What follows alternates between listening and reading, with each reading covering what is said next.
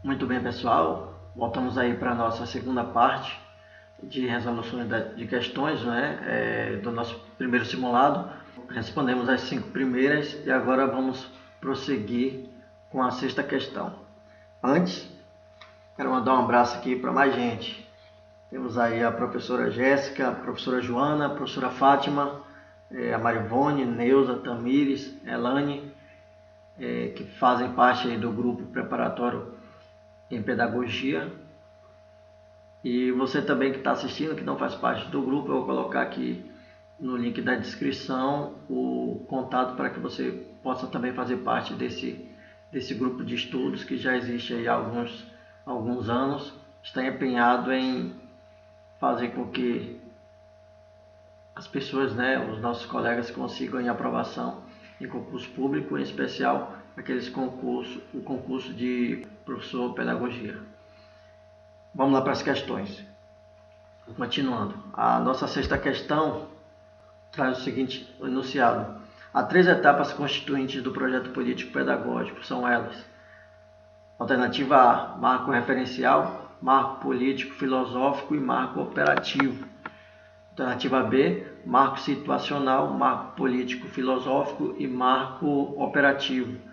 Alternativa C, marco diagnóstico, marco cultural e marco operativo. Alternativa D, marco diagnóstico, marco político filosófico e marco avaliativo. Tivemos aí para essa sexta questão, muita gente errou, total de 44% foi na alternativa A. Com certeza confundiram aí o marco referencial com o marco situacional. O marco referencial são as referências que o projeto político pedagógico está pautado.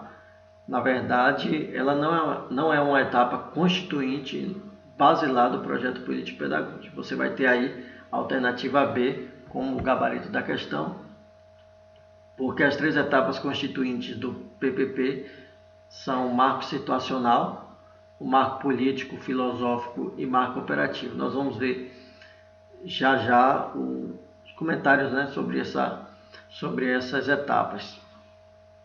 Vamos lá. Lembrando que apenas 12% das pessoas que fizeram o simulado acertaram essa questão. Vamos para os comentários. Plano de ação é a proposta de prática para aproximar a realidade existente e desejada. É a definição do que vamos fazer e do que vamos vivenciar para satisfazer as necessidades apresentadas na etapa anterior. É necessário, então, nós entendemos o que é um plano de ação. Apesar de ser um conceito fácil, mas é necessário que nós tenhamos esse conceito em nossa mente. Um plano de ação nada mais é do que a busca por uma realidade que se deseja. O plano de ação é um planejamento que se faz procurando alcançar um determinado objetivo. E esse objetivo ele tem que estar bem definido lá no projeto político pedagógico. Para Vasconcelos, 2000 Vasconcelos, ele vai falar muito sobre a questão do projeto político pedagógico e das partes que o constituem. Para ele, o ato situacional descreve a realidade na qual desenvolvemos nossa ação. É o desvelamento da realidade sociopolítica, econômica e educacional. Dentro da análise situacional, você vai conseguir enxergar a realidade na qual você está inserido, está submetido ali, do ponto de vista escolar. Você vai identificar como é que sua escola está inserida dentro daquele contexto social e a partir daí você vai para a próxima fase, que é a fase do marco político e filosófico, que para Gemerasca e Gandin é o marco político ou filosófico e ele vai revelar para onde queremos ir. É a descrição dos ideais. O marco político ou filosófico ele vai firmar para a instituição escolar qual é a ideia que ela pretende seguir, qual é o ideal que ela pretende seguir na sua caminhada, na sua trajetória institucional. É um posicionamento sobre o tipo de sociedade, sobre o tipo de ser humano pelos quais as pessoas e o conjunto da instituição se propõem a lutar. Qual é o ser humano que eu quero formar? Qual é o aluno que eu quero desenvolver aqui na instituição escolar? Esse é o marco político, esse é o marco filosófico. É a proposta da sociedade, aquela que a gente quer ajudar a modificar ou aquela que a gente quer produzir. Então, o marco político ou filosófico, ele vai deixar claro ali no projeto político-pedagógico, ele vai deixar claro qual é o tipo de ser humano e qual é o tipo de escola que vai ser produzido ali. E por fim, o marco operativo, ele vai dar base e sustentar o plano de ação da instituição quanto à realidade desejada. É ele que explicita a escola que queremos. É a parte prática, né, pessoal? Como o próprio nome já diz, o marco operativo é a mão na massa. Depois de você definir qual é a situação que a escola se encontra, qual é o contexto que ela está, que é o marco situacional, o primeiro marco, e não o marco referencial. Mas a partir do momento que você define e você observa qual é a escola que você tem, como é que ela está inserida no contexto social, como é que o aluno ele chega nessa instituição, você vai partir para o plano das ideias, dos ideais, o que a escola pretende, qual é o tipo de aluno que a escola pretende formar, qual é o papel social da escola. Isso vai ficar definido ali no marco político, filosófico e, por fim, um marco operacional, onde vai colocar em prática tudo aquilo que foi planejado, tudo aquilo que foi idealizado, tudo aquilo que foi construído. Lembrando que o plano de ação, dentro do contexto de produção do plano político pedagógico, ele vai ser uma construção coletiva, ele nunca vai ser uma construção a toca de caixa, lá o diretor, o coordenador da escola, o vice ou alguns professores, não. Toda a comunidade escolar deve ser envolvida. E a comunidade escolar aqui ela vai ser representada pelos profissionais da educação, o pessoal de apoio, o pessoal docente, o corpo docente, a coordenação, a gestão, juntamente com os pais, todos eles devem se ajuntar para a construção desse projeto político-pedagógico. Vamos lá então para a sétima questão. Sobre a função social da escola, o objetivo básico e prioritário é o de: qual é a função social da escola? Alternativa A, ensinar a ler, escrever, contar e resolver problemas. Alternativa B, transmitir essencialmente os valores de uma cultura.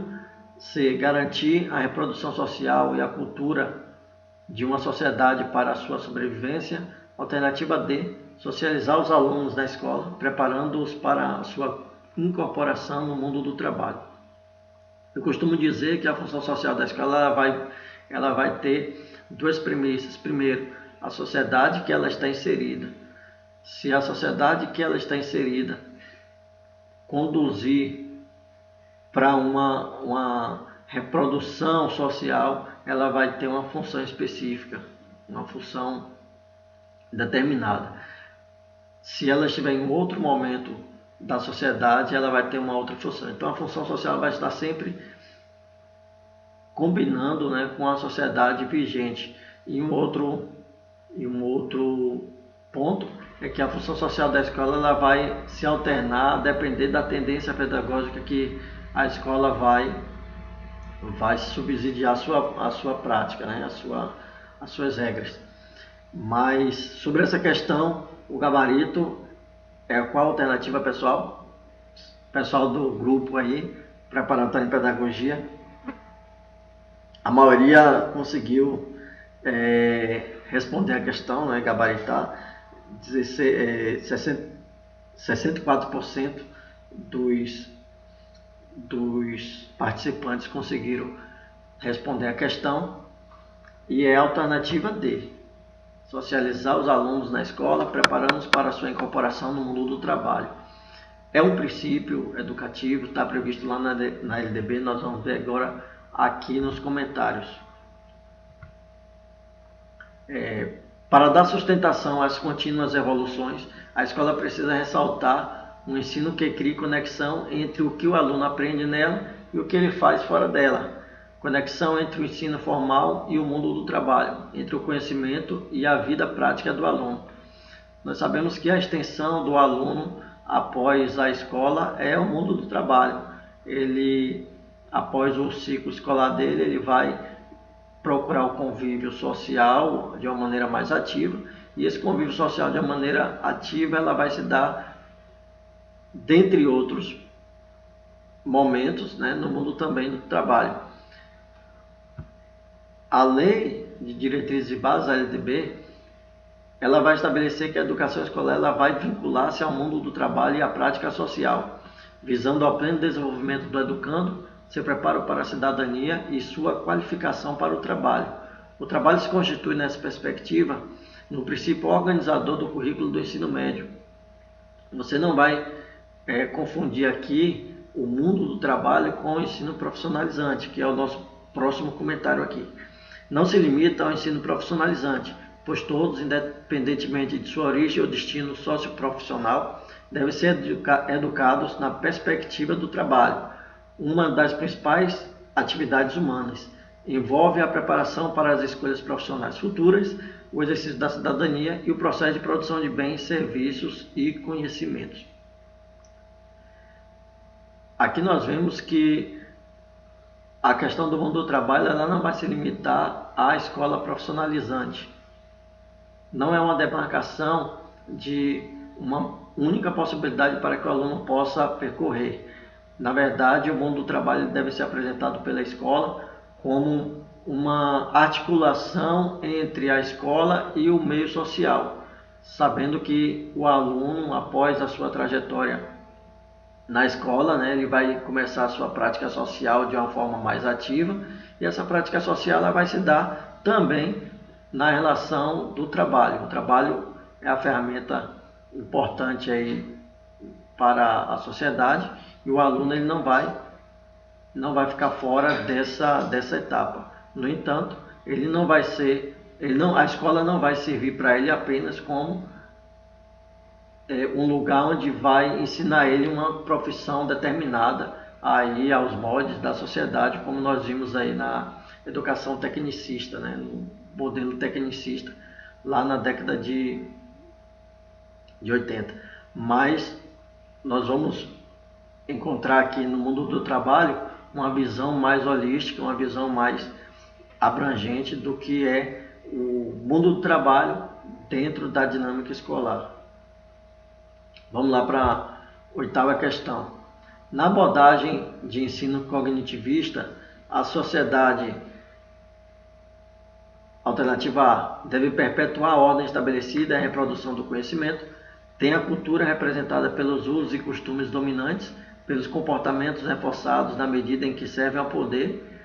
Alternativa C deve caminhar no sentido da democracia, que não é um produto final, mas uma tentativa constante de conciliação. E a alternativa D tem como objetivo tornar os seres humanos felizes em valores baseados no ser e não no ter. E aí, pessoal, qual é a alternativa? Temos aí para essa uma grande maioria, a maioria esmagadora, né, conseguiu gabaritar a questão. A alternativa C, com certeza, deve caminhar no sentido da democracia. Vamos falar um pouquinho agora sobre esse ensino cognitivista, que é o contrário do ensino da teoria, né, das bases comportamentalistas. A teoria cognitivista, ou a teoria cognitiva, ela surgiu nos Estados Unidos entre as décadas de 50 e 60, e os pilares dela, os principais estudiosos dessa teoria, né, os fundadores foram Piaget, Vallon e Vygotsky. O termo cognição, aí uma conceituação do termo, pode ser definido como um conjunto de habilidades mentais necessárias para a construção de conhecimento sobre o mundo. Os processos cognitivos envolvem, portanto, habilidades relacionadas ao desenvolvimento do pensamento, raciocínio, linguagem, memória e abstração. Têm início ainda na infância e estão diretamente relacionadas à aprendizagem. E o último comentário: a sociedade desafia a instituição de ensino e pesquisa, cobrando-lhe uma verdadeira democracia cognitiva, a mais ampla que se pode conceber. a democracia do acesso à informação e aos conhecimentos. Essa teoria cognitiva, ela vai na linha do construtivismo, onde o aluno sai do polo passivo do aprendizado e vai para o polo ativo, onde o aluno vai procurar a construção do seu próprio conhecimento, onde ele vai ter uma visão mais crítica acerca daquilo que está sendo, aquilo que ele está sendo direcionado. O saber vai ser sempre um processo de construção crítico e não acrítico. E a partir daí, então, esses estudiosos eles vão perceber que desde a infância a criança já possui esse mecanismo de construção do seu próprio aprendizado. Essa teoria cognitiva, ela permeia hoje, né, através do construtivismo, a base da educação na maioria das escolas e do sistema de ensino também. Questão 9. A questão 9, nós tivemos aí um índice grande de erros. Apenas 24% das pessoas que participaram do simulado conseguiram acertar. Foram aí na questão B. É uma questão, essas duas últimas questões são questões bem técnicas, assim, do operacional do professor perante a sala de aula. A primeira vai falar da emissão do histórico escolar. É uma questão mais voltada para a secretaria, mas eu fiz questão de colocá-la para a gente ter uma visão assim mais aguçada dos processos que permeiam, dos processos burocráticos que permeiam aí a escola e, nesse contexto, também o professor. Assinale a alternativa que está relacionada com a emissão do histórico escolar. Alternativa A. O histórico necessita contemplar a carga horária anual, semestral, ministrada, que deve estar de acordo com a matriz curricular aprovada e operacionalizada. Esse é o gabarito da questão. O histórico escolar é o documento oficial que registra os estudos realizados pelo estudante e a regularidade de sua vida escolar. Alternativa C. Trata-se de um documento oficial para efeito de transferência. E a alternativa D. É o documento que concretiza a relação entre o responsável pelo aluno e a escola. Eu confesso a vocês que eu fiquei na dúvida, quando eu estava respondendo também essa questão, eu fiquei na dúvida entre a alternativa A e a alternativa C, porque o histórico escolar realmente ele é um documento oficial para efeito de transferência. E eu fiquei pensativo nessa questão, porque a alternativa A, que é o gabarito, nós vamos ver aqui, a alternativa A, que é o gabarito, ela traz uma informação também que é verdadeira. Mas se você for pesquisar, inclusive na internet, no Google, você vai encontrar a informação de que o histórico escolar é um documento oficial para efeito de transferências. Tanto o histórico escolar quanto a declaração que é emitida enquanto o histórico ele não fica pronto. Qual é a casca de banana aí da questão? A questão está dizendo que está relacionando o histórico com a emissão e não com o documento em si. Dessa forma, na emissão do histórico escolar, isso que a questão está perguntando, na emissão do histórico escolar, o que deve contemplar na emissão, no documento, o que deve estar no documento? É nesse contexto que a questão está pedindo. E aí, na emissão do histórico escolar, ele com certeza deve ter a carga horária anual, semestral, ministrada e deve estar de acordo com a matriz curricular aprovada e operacionalizada. O sistema de ensino traz a matriz curricular para as suas instituições, para as suas escolas, né? Essa matriz ela é colocada na secretaria responsável, né, pela emissão do histórico escolar, e esse documento, né, deve seguir essas diretrizes aí. Apesar de ser um documento oficial, mas a questão está voltada aí para a emissão do histórico escolar. Por fim, vamos para a nossa última questão. Aliás, antes temos os comentários. Um pouquinho sobre o histórico escolar. Primeiro, deve ter o cabeçalho, né? O histórico escolar ele tem identificação. O histórico escolar do fundamental e médio deve fornecer informações sobre a trajetória do aluno e trata-se de documento oficial para efeito de transferência, beleza? Mas a questão não estava pedindo para que serve o História Escolar, por exemplo. Ela estava perguntando sobre a emissão, o que deveria estar contido ali na emissão do Histórico Escolar. Por fim, a 10ª questão vai falar também sobre algo operacional, que os professores já têm bastante convívio, tanto é que 80% dos participantes acertaram essa questão. O diário de classe é um documento de escrituração escolar coletivo. Sobre ele, analise as assertivas e assinale a alternativa que aponta as corretas. Então vamos lá.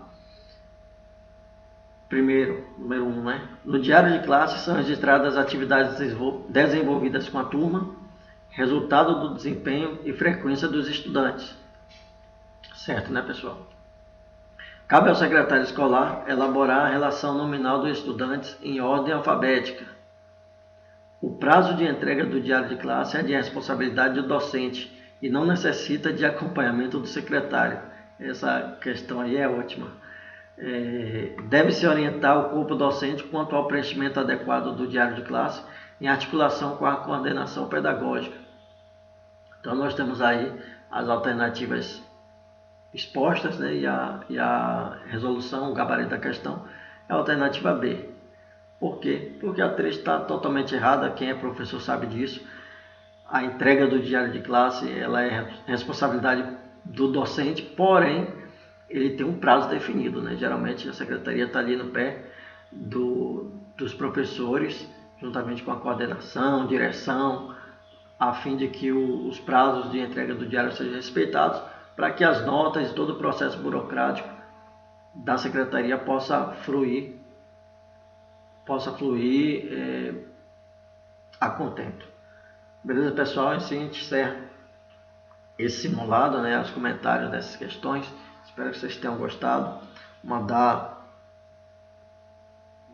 mais alguns salves aí para o pessoal que acompanha a gente nesse simulado, no grupo e também no canal, né, os colegas aí que estão na jornada, no labor aí das coordenações. Temos aí o Roque, o Júnior, a Aline, Eva, Jesse.